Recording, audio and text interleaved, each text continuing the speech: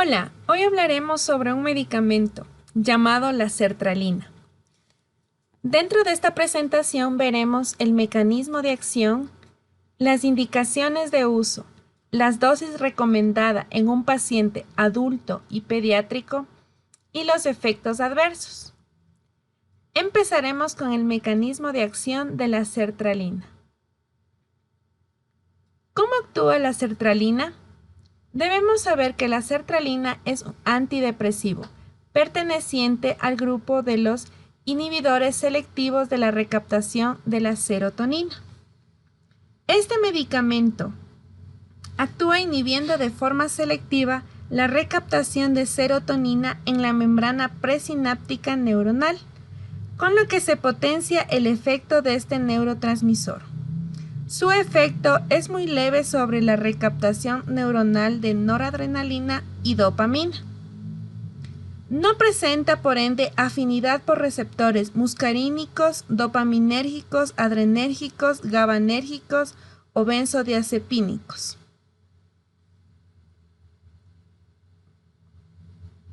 Indicaciones de uso de la sertralina.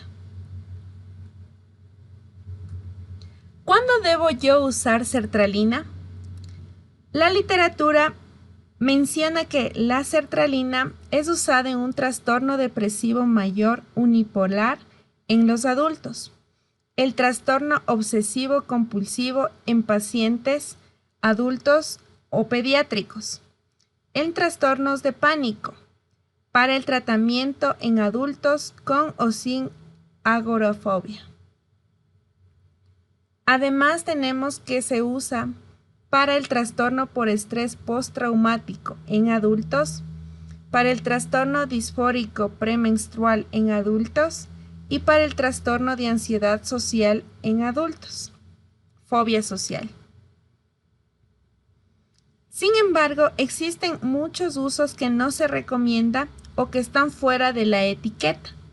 Dentro de ellos tenemos los trastornos por atracón del adulto, el desorden dismórfico del cuerpo, la bulimia nerviosa, el trastorno de ansiedad generalizada y para tratar la eyaculación precoz.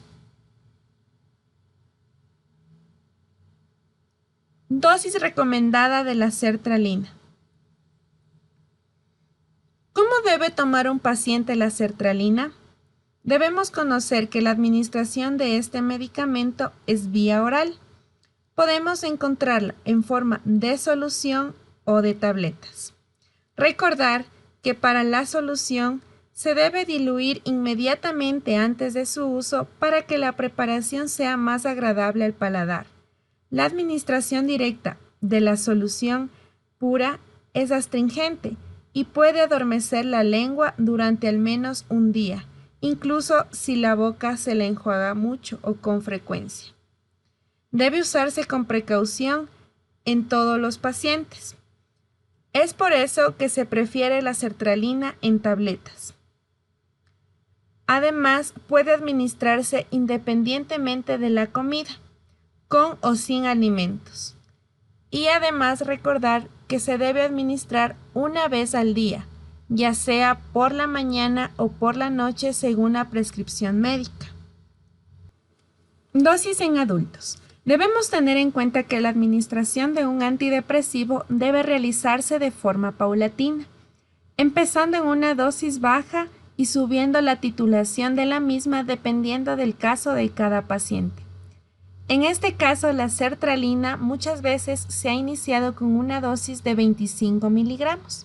Sin embargo, en la literatura menciona que se puede comenzar con una dosis inicial de 50 miligramos. Para el trastorno depresivo mayor, tenemos que la administración de la sertralina, como bien se dijo anteriormente, es por vía oral. Se inicia con 50 miligramos una vez al día, donde se puede aumentar la dosis en función de la respuesta y la tolerabilidad en incrementos de 25 a 50 miligramos una vez a la semana, hasta un máximo de 200 miligramos día. Sin embargo, se han utilizado dosis de hasta 300 miligramos día en la práctica clínica para el trastorno depresivo mayor, y pueden proporcionar un beneficio adicional. Para el trastorno obsesivo-compulsivo, tenemos que la administración es vía oral, se inicia con 50 miligramos una vez al día, se puede aumentar la dosis en función de la respuesta y la tolerabilidad en incrementos de 25 a 50 miligramos una vez a la semana, hasta un máximo de 200 miligramos día. Las dosis de hasta 400 miligramos día pueden tener un beneficio clínico modesto en los pacientes con una respuesta inadecuada a la dosis estándar. Sin embargo, se debe tomar en cuenta que los efectos adversos tienden a aumentar, por lo que se recomienda llegar hasta un máximo de 200 miligramos día.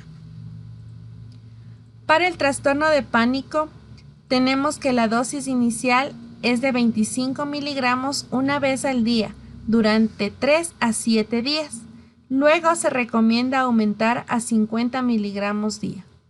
A partir de ese entonces se puede tomar la dosis según la respuesta y la tolerabilidad en incrementos de 25 a 50 miligramos, a intervalos mayores o iguales de una semana hasta un máximo de 200 miligramos día. En el trastorno de estrés postraumático, se inicia con una dosis de 25 a 50 miligramos una vez al día. Puede tomar la dosis y aumentar la misma según la respuesta y la tolerabilidad en incrementos de 25 a 50 miligramos a intervalos mayores o iguales de una semana hasta un máximo de 200 miligramos día. Sin embargo, se han utilizado dosis de hasta 250 miligramos día en la práctica clínica y pueden proporcionar un beneficio adicional. Sin embargo, se recomienda tener en consideración los efectos adversos que puede traer aumentar la dosis en un paciente. Ahora, para el desorden de ansiedad social, tenemos que se inicia con una dosis de 25 a 50 miligramos por día. Esta puede aumentar la dosis según la respuesta y la tolerabilidad del paciente, en incrementos de 25 a 50 miligramos a intervalos mayores o iguales de una semana hasta un máximo de 200 miligramos día. La sertralina es usada también para trastorno disfórico premenstrual. En este caso tenemos el régimen de dosificación diario continuo. Quiere decir que nosotros administramos la sertralina de manera oral, iniciando con una dosis de 25 miligramos una vez al día durante el primer mes. Se aumenta la dosis eficaz y habitualmente a 50 miligramos una vez al día. En los ciclos menstruales posteriores pueden ser necesarios aumentos adicionales de la dosis, hasta 200 miligramos día en algunas pacientes, para tener una respuesta óptima. Ahora, en regímenes intermitentes, iniciamos con una dosis de 25 miligramos una vez al día durante la fase lútea del ciclo menstrual. Es decir, se comienza la terapia 14 días antes del inicio anticipado de la menstruación y se continúa hasta el inicio de la menstruación. Durante el primer mes, se aumenta la dosis efectiva habitual de 50 miligramos día.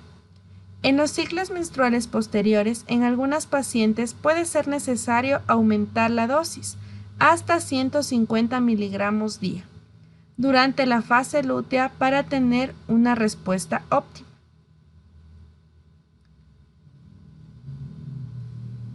Ahora hablaremos un poco de la dosis en los niños. En niños que presentan la depresión como diagnóstico clínico, tenemos que dividir en dos edades: los niños de 6 a 12 años y los adolescentes de 13 a 17 años. Para los niños de 6 a 12 años, tenemos que la administración se la realiza vía oral. Iniciamos con una dosis de 12,5 a 25 miligramos por día, que puede aumentar en incrementos de 25 a 50 miligramos día a intervalos de al menos una semana. Teniendo en consideración la edad del paciente, debemos tener en cuenta que no se debe dar una dosis excesiva, debido a los efectos adversos que puede traer en un niño. Ahora, para adolescentes de 13 a 17 años, se recomienda iniciar con una dosis de 25 a 50 miligramos día. Esto puede ir aumentando la dosis de 50 miligramos día a intervalos de al menos una semana.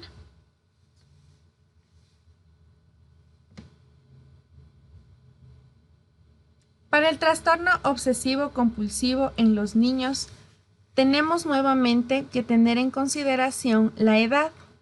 Primero el grupo de 6 a 12 años y después el grupo de adolescentes de 13 a 17 años. En los niños de 6 a 12 años se inicia con una dosis de 25 miligramos una vez al día. Esta dosis debe ser ajustada si es clínicamente necesario, solicitando aumentos de 25 a 50 miligramos día a intervalos de al menos una semana, en un rango de 25 a 200 miligramos día, llegando a una dosis máxima de 200 miligramos día. Nuevamente se debe tener en consideración la dosis del paciente, que no debe ser excesiva. Y en un adolescente de 13 a 17 años se inicia con una dosis de 50 miligramos al día. Debemos ajustar la dosis hacia arriba si es clínicamente necesario, con aumentos de 50 miligramos día a intervalos de al menos una semana, entre un rango de 25 a 200 miligramos día hasta una dosis máxima de 200 miligramos día. Finalmente, hablaremos de los efectos adversos de la sertralina. ¿Qué efectos adversos tiene este medicamento? Al ser un antidepresivo, debemos tener en consideración principalmente a las personas que son predispuestos a presentar una hipomanía o una manía, ya que los antidepresivos pueden precipitar este tipo de episodios en pacientes con trastornos bipolares. Se han informado manías o hipomanías emergentes del tratamiento en pacientes con trastorno depresivo mayor unipolar, ya que muchos casos de trastorno bipolar se presentan con este tipo de episodios. La sertralina principalmente tiene efectos adversos frecuentes. Más del 10% de pacientes que toma sertralina presenta somnolencia, mareo, dolor de cabeza, insomnio, vómito, diarrea, disfunción eyaculatoria en una proporción menor. Sin embargo, el principal efecto adverso de la sertralina tenemos que es la náusea. Ahora, menos del 10% de los pacientes que toman la sertralina han presentado agitación, ansiedad, nerviosismo, palpitaciones, anorexia, dispepsia, flatulencia, anorgasmia, decremento de la libido, tanto en hombres como en mujeres, e impotencia. Sin embargo, estos síntomas se han presentado en menos del 2% de la población. Y raramente se presenta priapismo, sedación, vasodilatación, dolor de cabeza, elevación de enzimas hepáticas, rinitis, dolor torácico. Estos efectos adversos son sumamente bajos, considerados dentro del menos 1%. Debemos tener en cuenta que a pesar de estos efectos adversos, el principal es la náusea. Es por ello que es la sertralina preferente dentro de toda la familia de los inhibidores de la recaptación de la serotonina, debido a que posee los menores efectos adversos dentro de un paciente.